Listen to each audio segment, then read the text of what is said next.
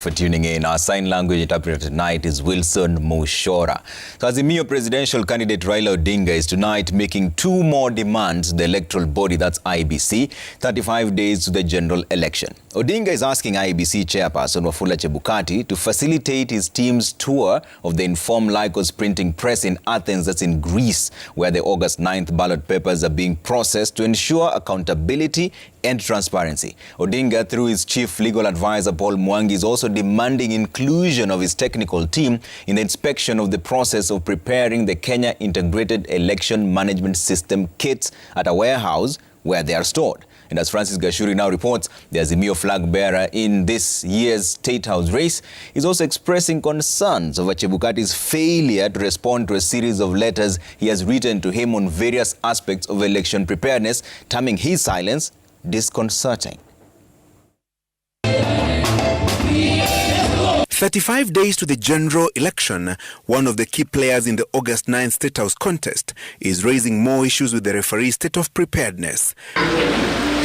Azimio la Umoja One Kenya Coalition Party presidential candidate Raila Odinga, through his chief legal advisor Paul Mwangi, has raised issues with Chebukati, questioning his silence on a series of letters he has written to him, pointing gaps in the process of preparing for the August 9th polls, key among them the sticking issue of a complementary mechanism for identification of voters. Odinga seeking assurances from Chebukati that a physical voter register will be available in all the 46,232 polling stations, citing High Court order issued on 24th of June, staying Chebukati's administrative directive barring use of manual voter registers as an alternative mechanism of voter identification. What is concerning is not that the insistence is that you don't use technology. They say, yes, use technology, use all the systems that have been described, but the law requires you to have that system in place. Whether it is going to be used or not,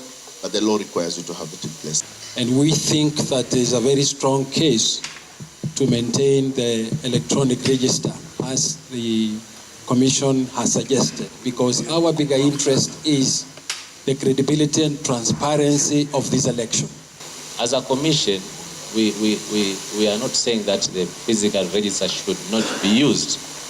We are saying that if we are to use a physical register, it should be the last resort, whereby all the other methods have actually failed. And therefore, should basically be the discussion. Odinga also reminding Chebukati of a letter he sent him last month requesting for a certified copy of the digital voter register for scrutiny before the country heads to the ballot in August to enhance transparency and credibility in the exercise. The Azimio presidential flag bearer terming unsettling the Commission chairman's failure to respond to his letter dated 27th of June seeking a list of all polling stations together with their geo-reference, information on KIMS kits, training of election officials, election management, and measures taken against IEBC officials implicated in illegal transfer of voters. Result forms for all the agents of president. Though IEBC met the four presidential candidates last week to iron out their grievances, Odinga has expressed dissatisfaction with some of the responses and requested for a bilateral consultative meeting with the Commission within 7 days. Odinga has also penned two letters to Chebukati seeking answers on the printing of ballot papers and uploading of the voter register into the Kenya Integrated Elections Management System KIMS kits. He is requesting IEBC's facilitation to his team to tour Inform Lycos printing press in Athens, Greece, to satisfy itself on the quantity, security, and logistical protocols of printing the ballot papers. If there is anything else you want, we can ask you to go and see for yourself if you can pay your ticket. We were not even allowed to carry our let alone cameras, even our phones into the production facility. Whereas in Algurai, we used to roam with our phones.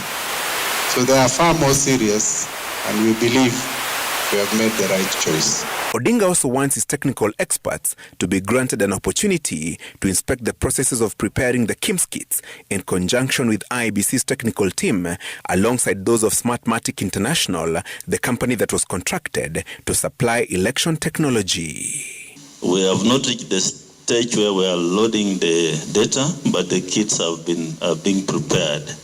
And any time now. We can agree on a date when we can tour, maybe then we can be able to be on the same page. Francis Gashuri, Citizen TV. Let's get on the campaign trail. And Deputy President William